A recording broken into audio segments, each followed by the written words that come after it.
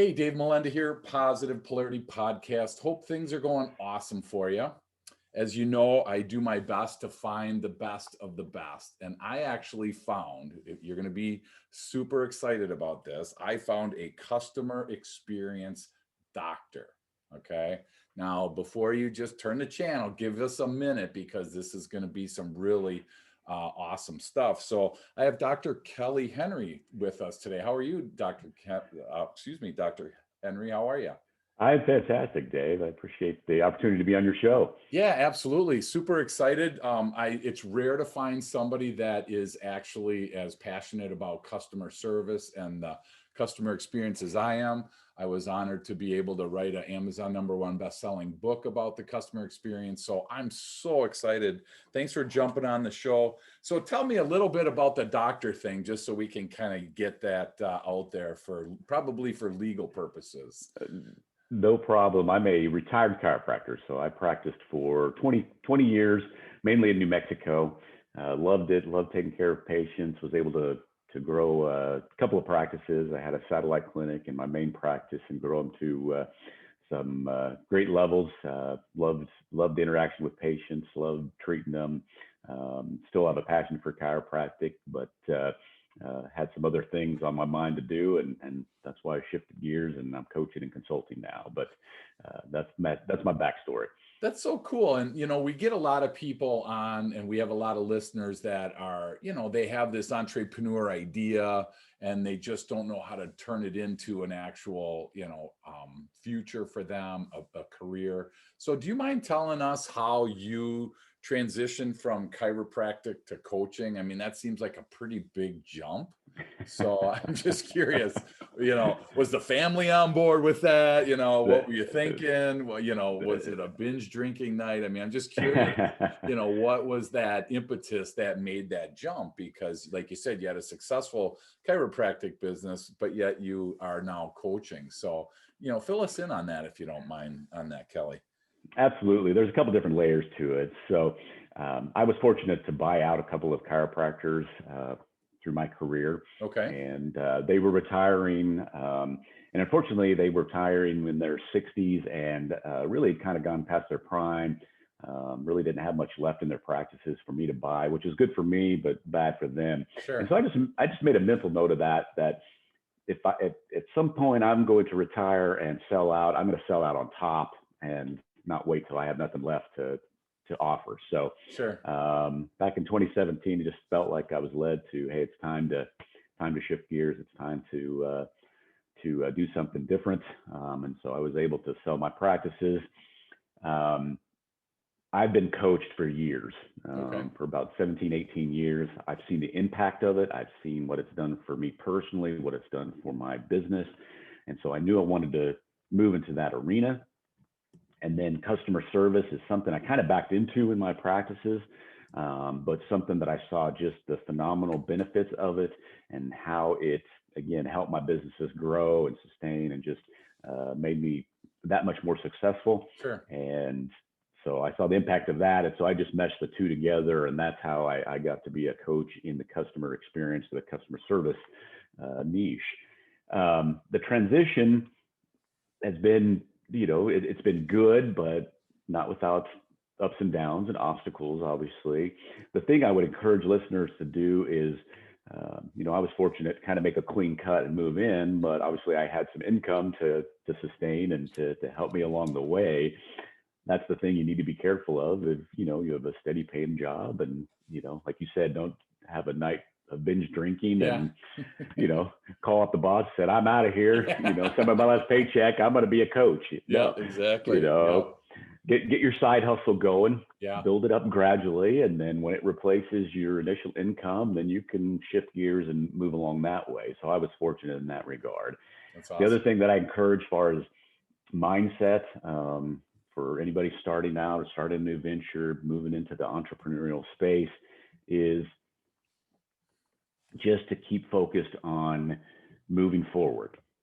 And one of my favorite sayings, and I use this with my clients and I use this with myself, is there's no such thing as failure, there's only feedback. So just keep trying new things, keep moving forward, keep, keep diving into things. If it works, great, keep moving forward and refine it. If it doesn't work, understand why it didn't work. Try to gather the information from it, course correct, and keep moving in a different direction. But the key is to keep moving. Just because it didn't work initially doesn't mean it's not going to work overall. So you just have to have that mindset of not if I'm going to be successful, it's just Sure. when I'm going to be successful, and keep moving that direction. That's awesome. Yeah, and I want to go back on something that you touched on, because I think that the importance of coaching is what I wrote down. And it's interesting because you had a coach, it sounds like, for a bunch of years. So you see the value of it. I get a lot of people, and I'm not sure, Kelly, if you get that as well, where people are like, what do I need a coach for? And we talk about that a lot on this show. And my two favorite athletes, for whatever reason, are like Michael Jordan and Tiger Woods. For whatever reason, I just think these guys are awesome. And I think about the fact that I think about like Tiger Woods. I mean, how many coaches did this guy have?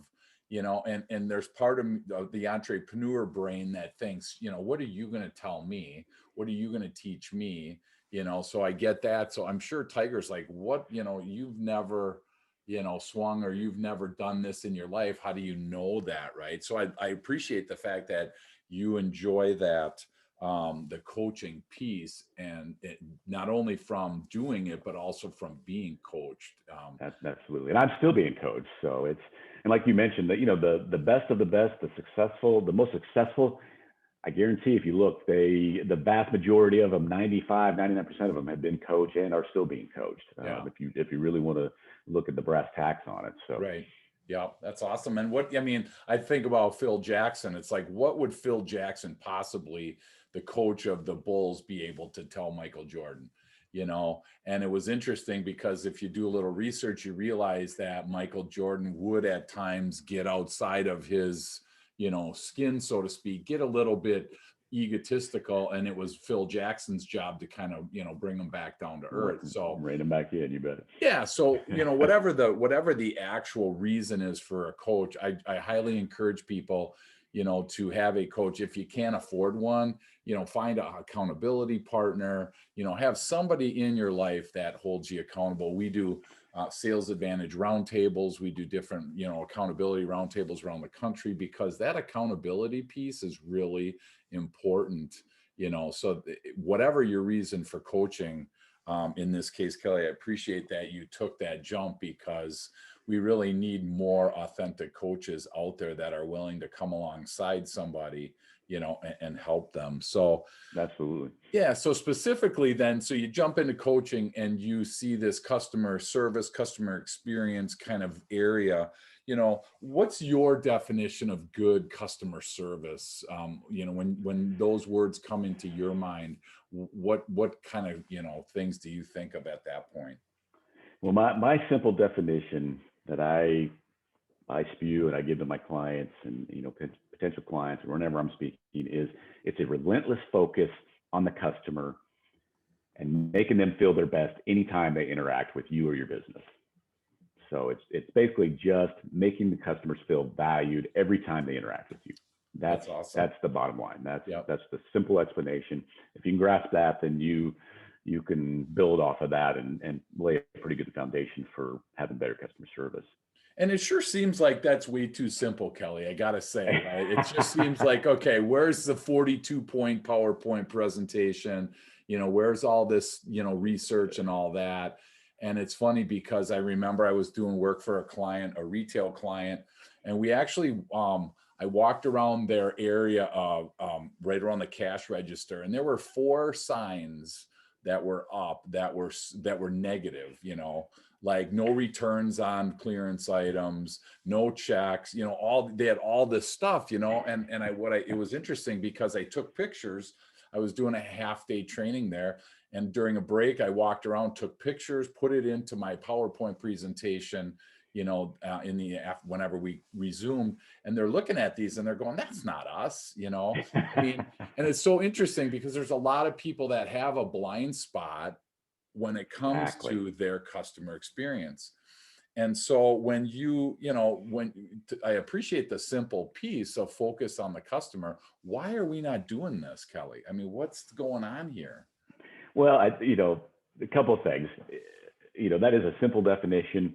Now, there's a lot of layers to it, and there's a lot Sure. of layers to laying a foundation and making a cultural shift in a business with the focus on Yeah. customer service. Yeah. So many businesses are customer sales oriented instead of customer service oriented, and so Sure. that's my goal, is to help them shift that mindset.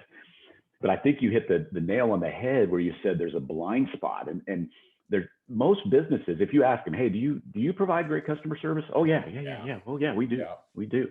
But statistics show otherwise, Yep.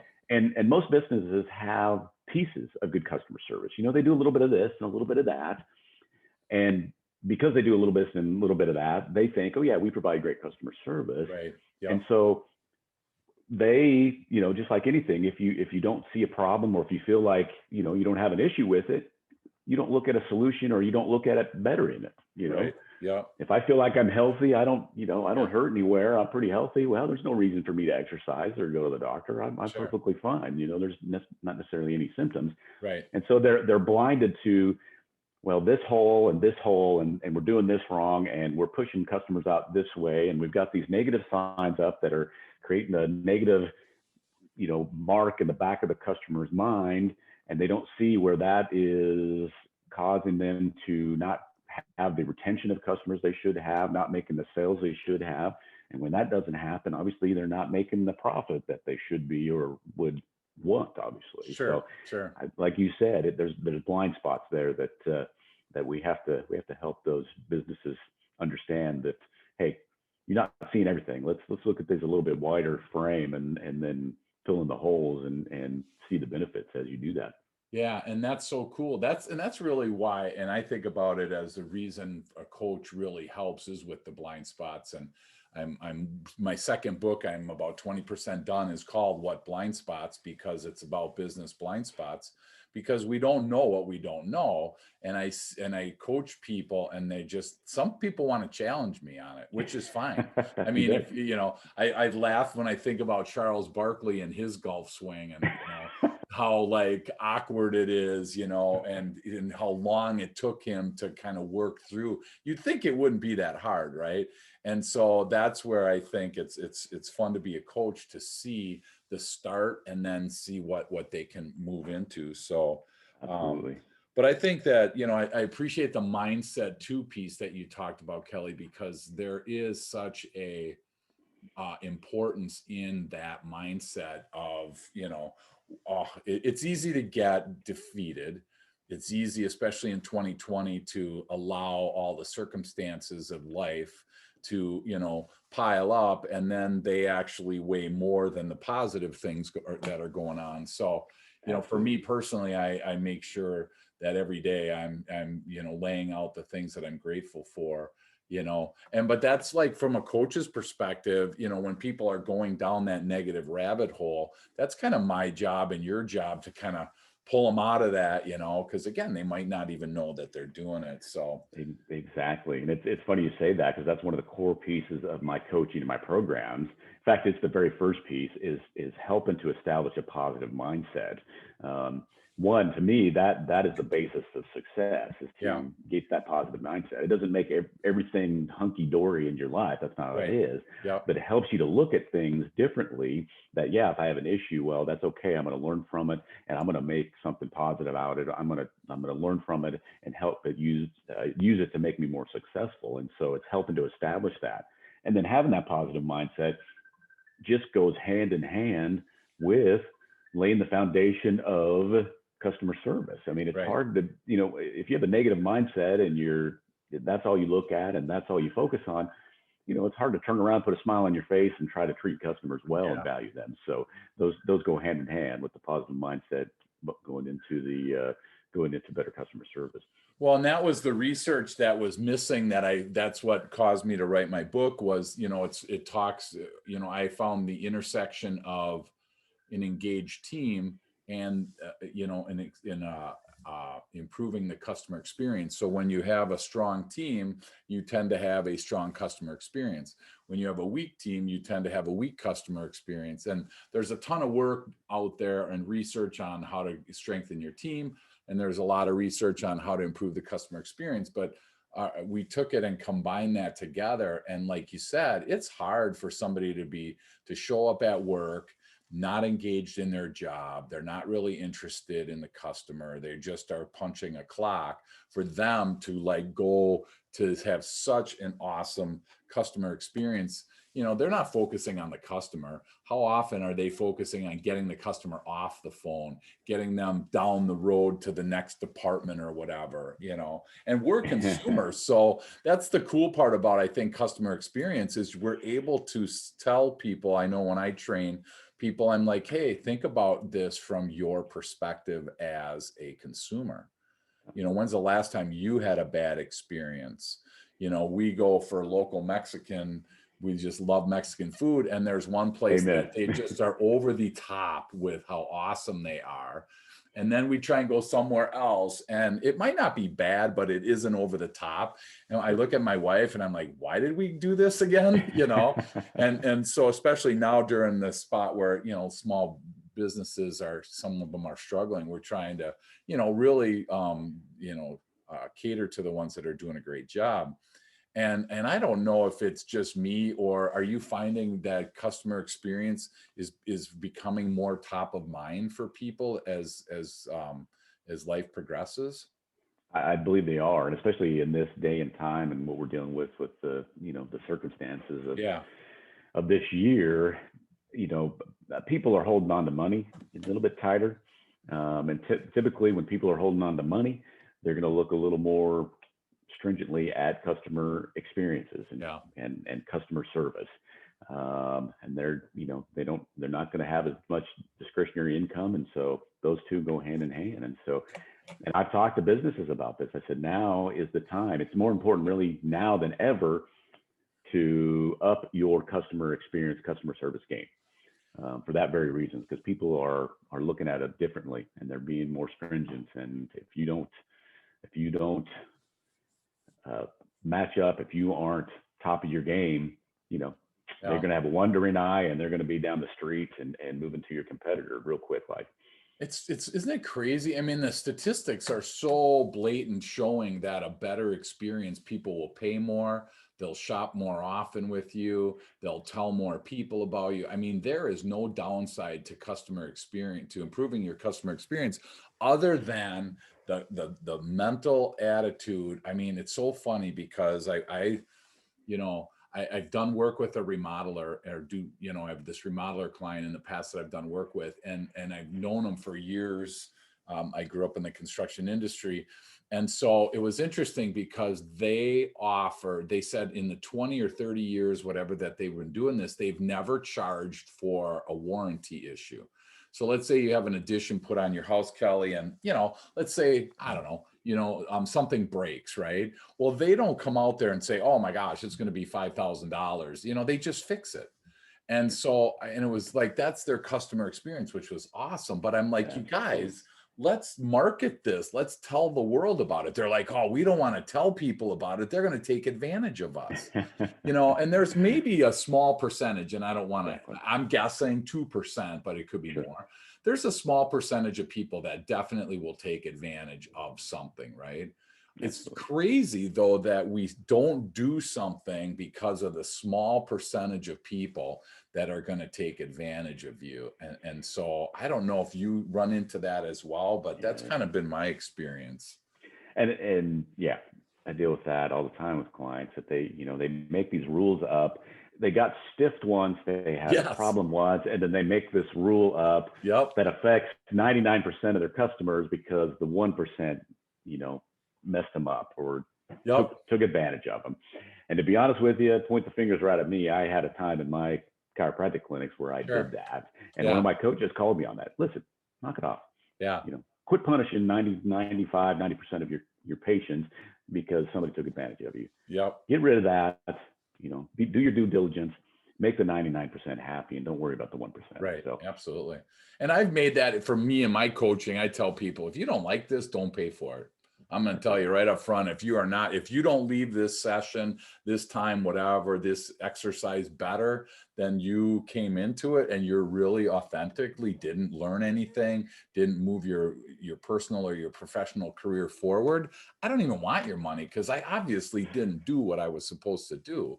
And I've yet to have somebody like say, yeah, this really didn't come, this didn't meet my expectations. So, if you're listening and you want to move your customer experience up, think about how, some ways that you can, really challenge your customer to, challenge your team to move the bar up, which then, moves that customer experience up. So, what are some things that you come up with, strategies that you teach companies to help improve their customer service? well, one of the key principles is just to get and understand that customer perception is everything in the business. And ultimately, every business is in the customer perception business. Yeah, you may do construction, you may do chiropractic, you maybe do sales for training or whatever the case may be. Sure. But you're driving a perception, whether good or bad. So you have Right. to understand that Yeah. the customer is going to leave with one or the other. And even if it's a neutral perception, that is more to the negative because it was not significant enough or impactful enough for them to continue to do business with you or not have a wandering eye. So Sure. you have to understand that customer perception is driven by how you make them feel when they're doing business with you. So when you're saying, hey, if you don't like this, don't pay for it. Yeah. That's almost going to shock them, Right. but also set them at ease and wow, this guy's serious about what Right. he's providing here. Yep. That makes me feel good. Like, hey, he wants to give me some information that I can take hold of. Right. So those are the type of things. Customer perception, you're in the customer perception business, and customer perception is driven by how you make them feel. So you really have to have that foundation to move forward with. Wow, that's really good. That's good. I love that customer perception piece. It's so interesting when I think about, like, I do a lot of conflict resolution work, and it's so interesting when you have two different perceptions of the exact same thing. And I love that cartoon that shows a guy standing, two guys, one on each side of a 6, and Yes. one looks at it and sees a 9, the other looks at it and sees a 6. I mean, the customers, the big question everybody asks, is the customer always right?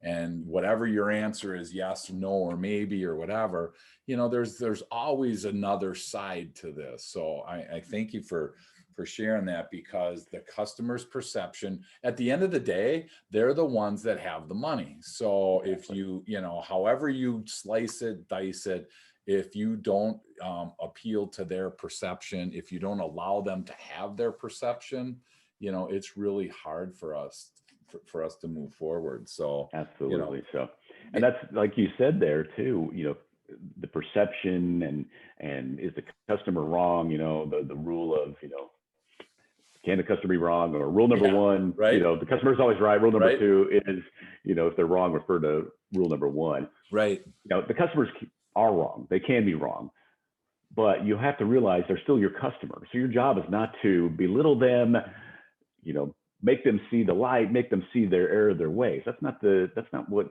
you're supposed to do as a business. If they're wrong, okay, they're wrong. Right. You can you can help them in a way that is still going to make them feel valued and important, soften a blow. Here's where we got a little off. A lot of customers do that. Yeah. Let's take care of this for you and those type of things. So, right. So to clear that up, customer can be right, but it doesn't matter. They're still your customer, and you need to handle them and make them feel valued, even if they're wrong in a certain situation. Yeah. That's so true. And I think that I look at it, I mean, when I was in sales, and I still, obviously as a coach, we still sell. I mean, people don't like the word sales, right? They don't want to even think about it. And I'm not in sales, and I'm no good at it. And I always tell people, I'm like, think back to your first date. You were selling like there was no tomorrow, That's you right. were trying to sell whatever it was that you were selling, and, they were either buying or they weren't. So I look at it and I try for myself, and I try and take the responsibility of, rather than, oh, it was the customer's fault. because it's so easy, and especially in today's economy, my gosh, it's so easy to blame the government. It's so easy to blame everything out there except take the responsibility for yourself. And, Exactly. customer experience starts with us. And so I think, the couple of things that I love to do, and I wanted to get your feedback is, how do you ask your customer, how are we doing? What are some things that you've done, Kelly, or you've suggested to, do you like poll them on Survey Monkey? Do you call them up on the phone? I mean, what are some things that you suggest for your clients that will help really understand that customer's perspective? That's a great question. I keep things very simple. That was my whole philosophy through my chiropractic career. It's still my philosophy now. Just break things that, make them very simple. So what I like to do, what I recommend to my clients do is to survey the customers. Basically, you can poll them, you can do, online surveys, but basically all you do is have a question, on a scale of 1 to 10, how is your experience with us? And if that customer rates you an 8 or below, Yep. then the second question is, hey, can we get a hold of you and talk about your experience and see where we're doing better? And the statement you want to make to a customer too, because we get surveys all the time, rate this and how do we do and blah blah blah. Yep. We're just inundated with that. So people are like, oh, good grief, not another survey. I don't want to take that. But if you'll preface it as, we want to make our business better for our customers, would you please just give us a little feedback, a 2-question survey, and give us some feedback? That way we can make things better for you and make things better to serve you. Sure. And that's like, okay, we'll go ahead and fill this out, especially if it's only a couple of questions. Gotcha. That's it. So don't make it like 35 questions, right? Exactly. So, that's part of business too, is making things more efficient for people. Well, you're sending them a 35-question survey. Yep. I don't have time to do that. I don't want to do that. Yep. And so that more than likely they won't. So you just have to be careful with that. So I just popped in my head. So this is off the cuff. So I have to say, we have a Burger King that's by our house, and we drive by, and for whatever reason, they can make that burger smell so good. I don't know what it is. If they got fans blowing, this burger smell out onto the road or whatever, but it's like, oh my gosh, I got to stop. Right. So I stop, and then I get a burger, and then I eat it. And then I get, like, you look on the back of the receipt, and it's like, here, fill out this survey. My question is really, Kelly, how do you, I want to fill out a survey, but it's like, if I give them my honest feedback, I don't feel like it's going to do any good.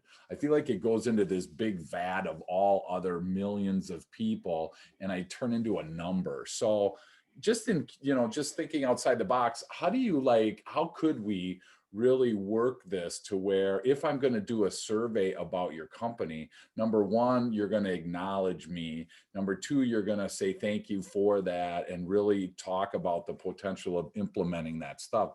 How do we get it from a vat of millions into, like, I really feel like my input is valued? Do you have any feedback on that? I do. Like I mentioned a second ago, just having a simple survey, but preface it with, hey, we want to make our experience better for you. Mm-hmm. One, that's going to make them feel like, hey, it's going to be a value. It's not just, blowing smoke. Sure. Another thing, and it doesn't go along necessarily surveying somebody, but I teach my clients to value complaints. Yep. Not necessarily from a survey. I mean, certainly in a survey, you want to address that and take care of it. But if a customer, a patient, a client, a consumer complains to you about something, treat that like gold, because that is your opportunity not only to make that customer happier and drive them up as far as making them a more loyal customer. Yep. But that complaint, them voicing that complaint is probably a complaint of countless other customers. Sure. And so that can be a blind spot, Yep. like you mentioned, that the business isn't seeing, that they need to address, that they're potentially losing customers and profits because of that issue.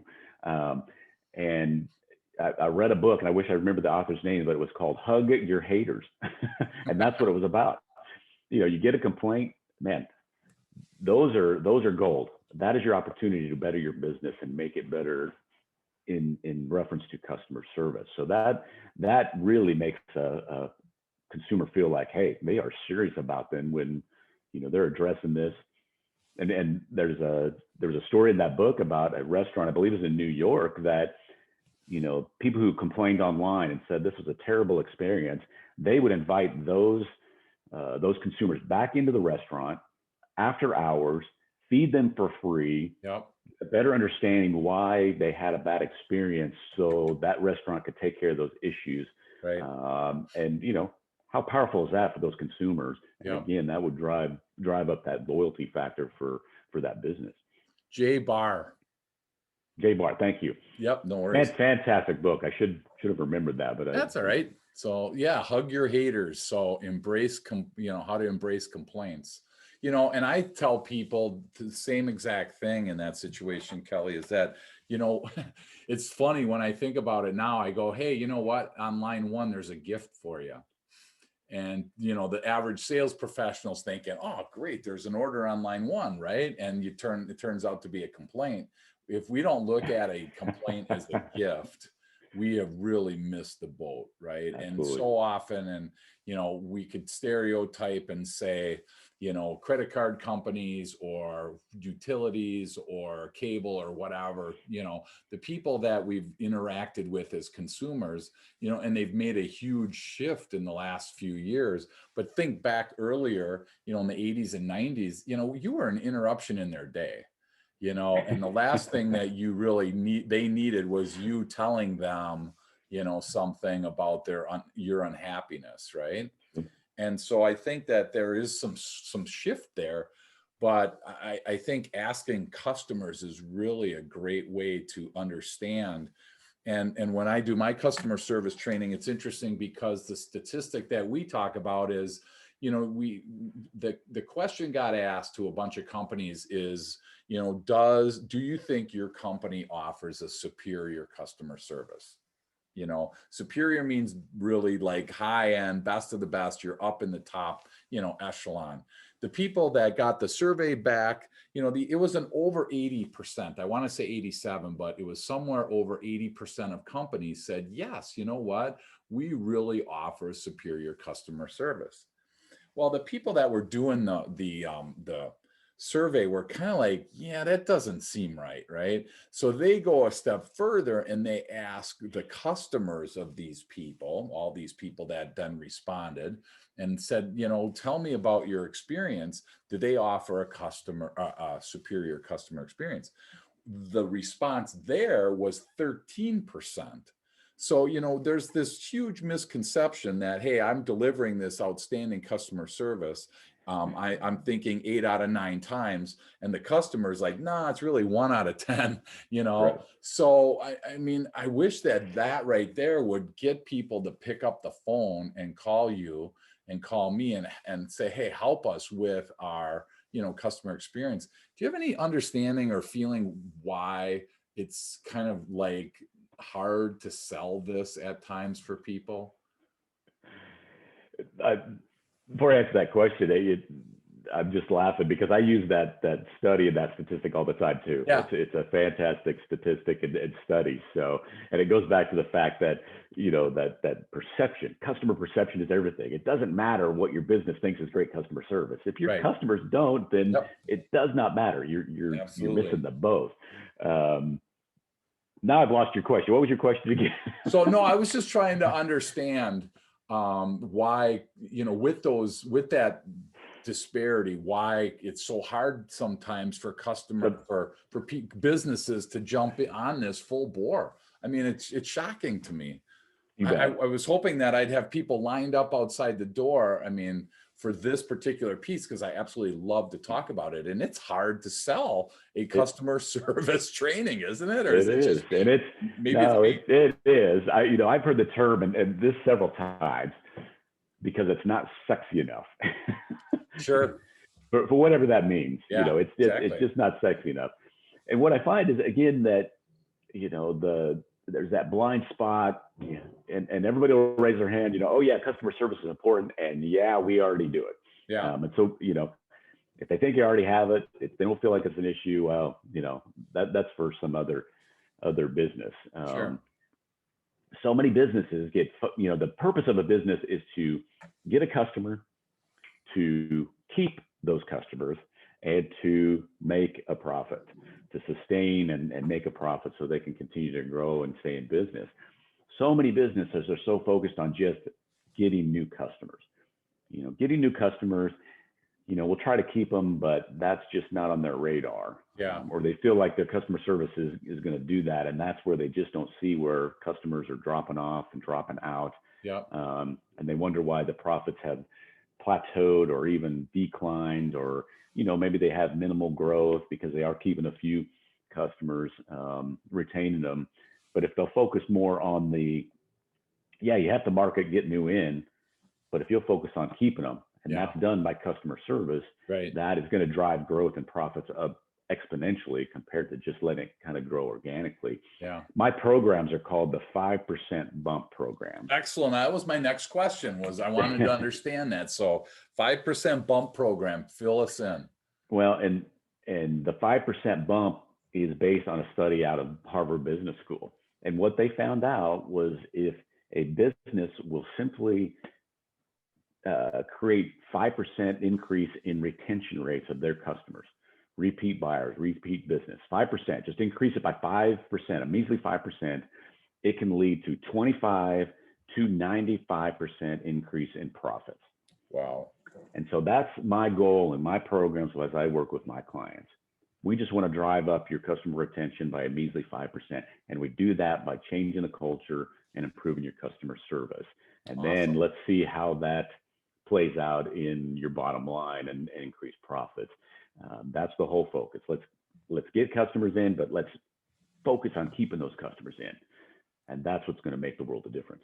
Oh, that's so awesome. And I mean, it's so funny. It's 7 or 8 times easier to sell more to an existing customer than it is to start a new one, right? Exactly. And it's 5 to 25 times cheaper to keep customers than to get a new one. So, I mean, I wish we could turn this into, so this is what we need to do, Kelly. We need to turn these percentages into like real dollars, because, we're throwing these numbers out. And I don't think that the average entrepreneur, because even I struggle with, turning a percentage into, what does that really mean for my business? When you do that 5% bump program, is part of that showing what the real dollars turns into for that entrepreneur and the business owner?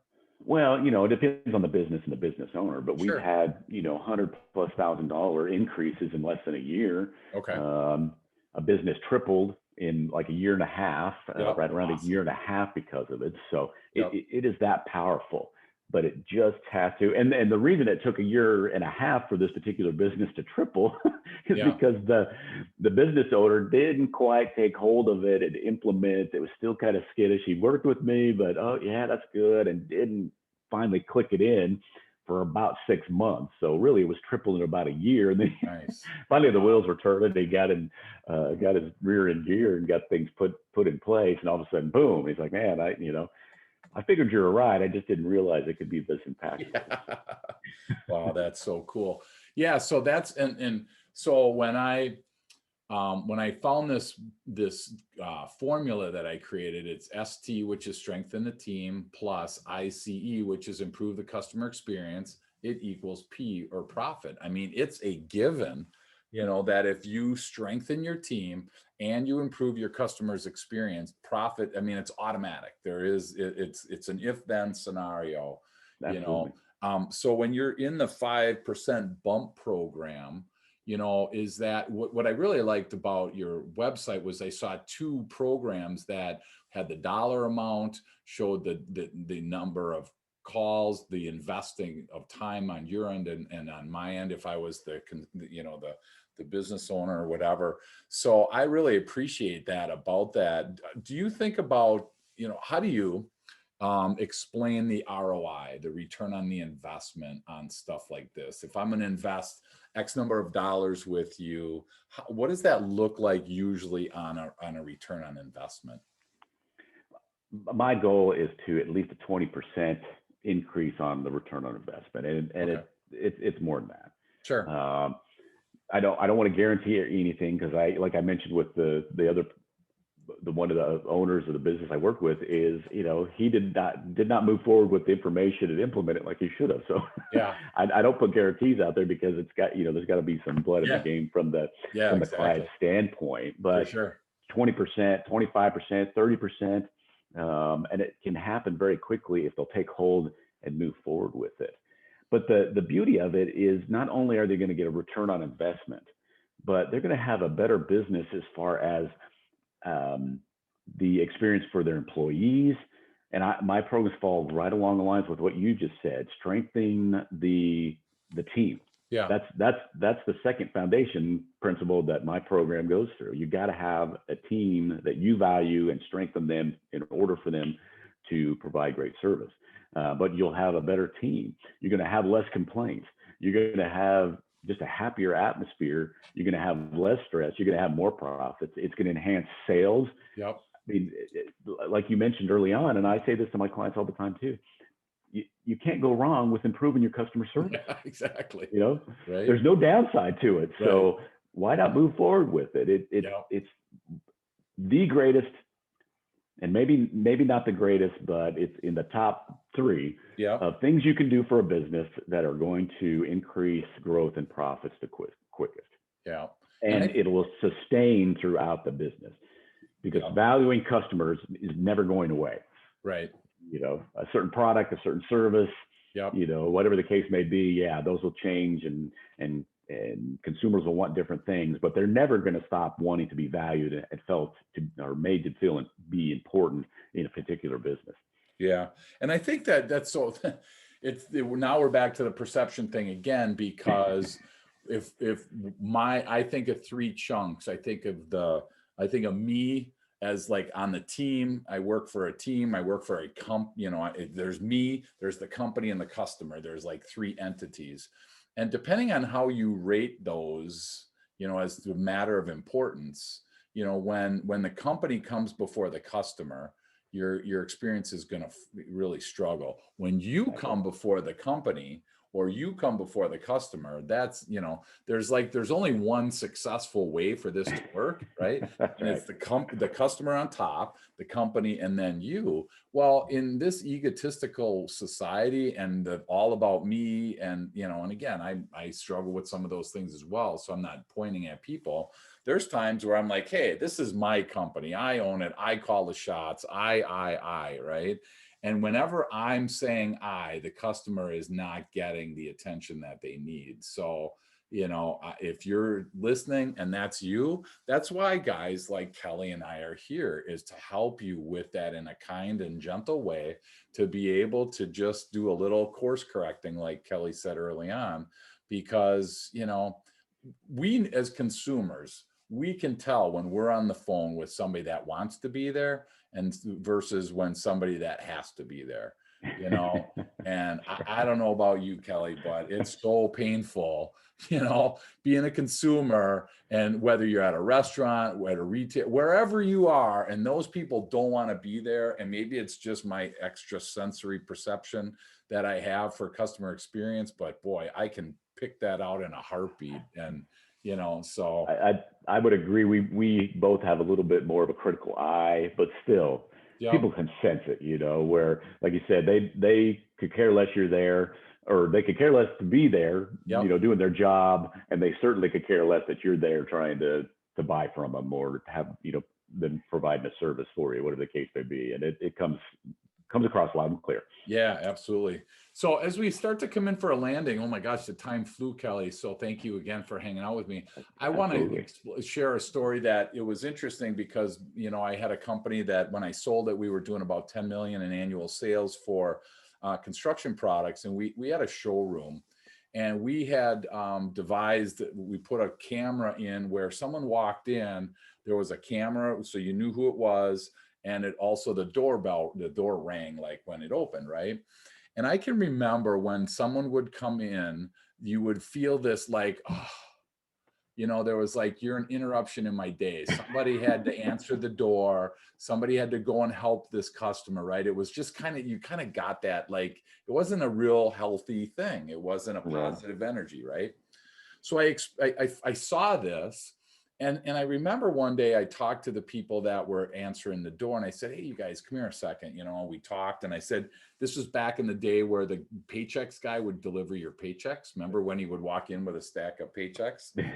I said, "When you Everybody guys loved on that guy. Tuesday at noon, when he walks in, you guys got a big old smile on your face, right? You love that guy." And I said, and they're like, "Yeah, the guy's bringing us the paychecks. We love that guy." And I'm like, that's exactly the feeling that you need when your customer walks in, because they are walking in with your paycheck. And when we were able to bridge that gap, our customer experience shifted. Now, granted, we hit speed bumps and we struggled at times, Sure. but that mindset that you talked about early on, you know, is really key. So as we start to wrap it up, Kelly, what would be a tip of the week for you, for the guy, for the girl listening that may be struggling with their customer experience, or maybe they don't even know they're struggling? What Sure. what tip of the week would you have for them? Well, kind of piggyback off what you just said is always make a great first impression. We need to do that. What I work with my clients on is making a bookend our impressions with a consumer. Okay. Whether it's a brick and mortar, or you're on the phone with them, or a Zoom call, whatever the case may be. So what I mean by that is your initial impression, you want to be focused on that consumer, and you want to make them feel valuable right away. So you want to smile, you want to be enthusiastic about them meeting with you, doing business with you, coming into your store, whatever the case may be. But you want them to understand very quickly that you are there for them. You are there for them. They are not there for you. So that's the initial impression. Now, what I found though is businesses don't make a good last impression. Okay. So after they've done business with you, then things just kind of lay flat. They just kind of go flat. There's maybe not a great farewell. There's not a, just, hey, bye, that type of thing.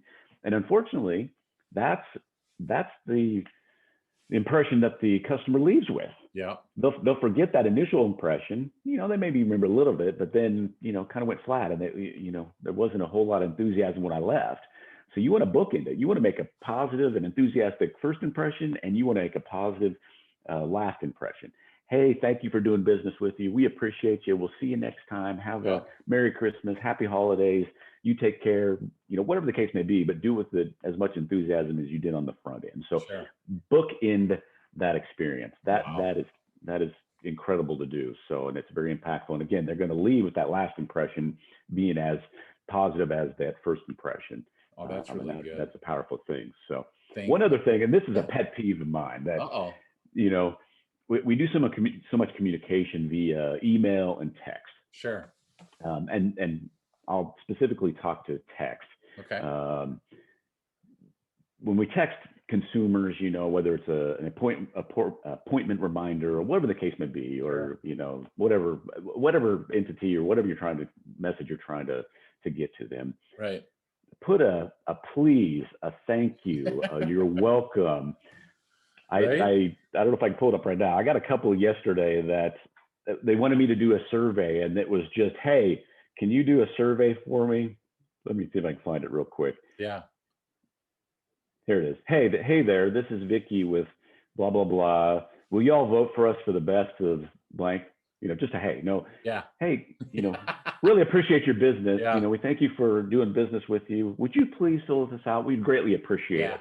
How much more impactful and how much more valued would I feel if that was in the text? Right. Yeah. So please, are you thank enjoying you. You're what welcome. you purchased from us? How can Exactly. we do better, right? Yeah. It's something along those lines. So yeah, that's great. It's so simple and easy to do. Obviously, it's simple and easy not to do. But again, if you're driving perception, if you want consumers to feel valued, it's those little things that are going to make a world of difference. Yeah, that's so cool. And boy, have you ever heard of Midwest Express Airlines? Have you ever heard of them? I haven't actually. Okay, so they we were got Southwest Airlines down here. So they were out of Milwaukee, and they were owned by Kimberly Clark, and we have a ton of paper things going on up here. Kimberly Clark owned their own, fleet of jets, and they thought, my gosh, we're flying people it's like a quarter full, our team. Why not throw in some, customers. So they started this Midwest Express Airlines, and this was a long time ago.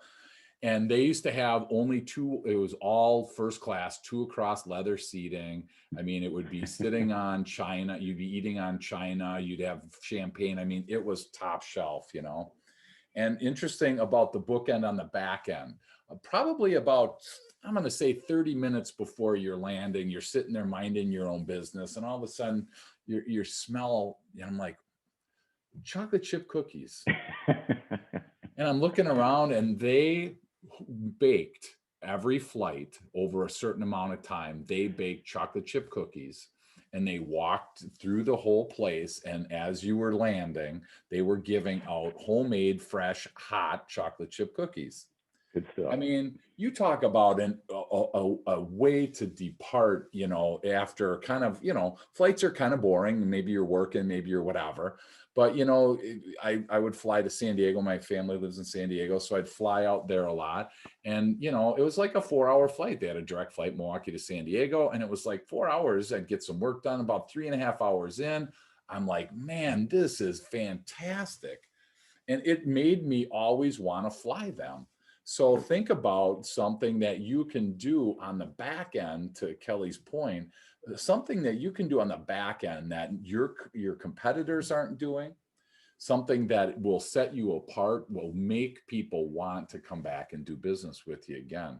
I mean, for whatever reason, there's a local car guy that I would take my car there, and it was a Toyota dealer, and he would just give a bag of Famous Amos cookies, just a little $1 bag at the end, and for whatever reason, man, I couldn't wait to get my bill and pay, and then there's my cookies, right? Whatever. I mean, I must have a cookie fetish, but it's just so little, but yet it can be so earth changing and earth shattering. So, thank you. Thanks for that tip. This time flew by, Kelly. I got so many more questions, so I'm going to have to get you back on. But for I'd love to. People that are listening that want to learn more about you, want to learn more about the 5% bump program, any of the other programs that you offer, what's the best way for people to reach out to you? 3 ways. My website, drkellyhenry.com. Okay. Great way to find me, and you can schedule a quick call with me and just talk about what I have to offer, and if we'd be a good fit for me to help change your business. Dr. Kelly Henry on Facebook and Dr. Kelly Henry on LinkedIn. You can private message me and work those avenues as well. So before we go, I just want to pitch my book just real quick too. I've got a book coming out January 11th. That's when we're launching. It's called Define and Deliver Exceptional Customer Service. And you'll be able to find that on Amazon, Kindle, Audible Books, and that's certainly my website. But it's very simplistic, like I've mentioned a couple of times, just simple strategies to maximize profits. That's what that book is about. Awesome. Lays the foundation for great customer service and some strategies that you can implement almost immediately to better your customer service. So that's so cool. Well, great. Congratulations.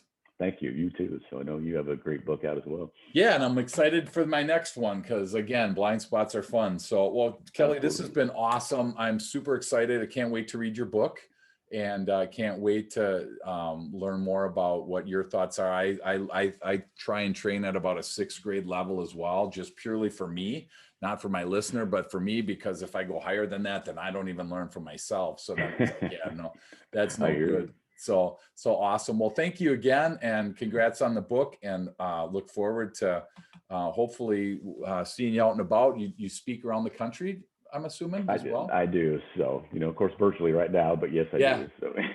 Great. Well, maybe we'll share a stage soon. I look forward to it. That would be great. We're very much like-minded. I'd love to do that, Dave. So again, Thank you for the opportunity to be on your show. I thoroughly enjoyed it. Yeah, for sure. Thanks. And we'll talk soon. Thank you.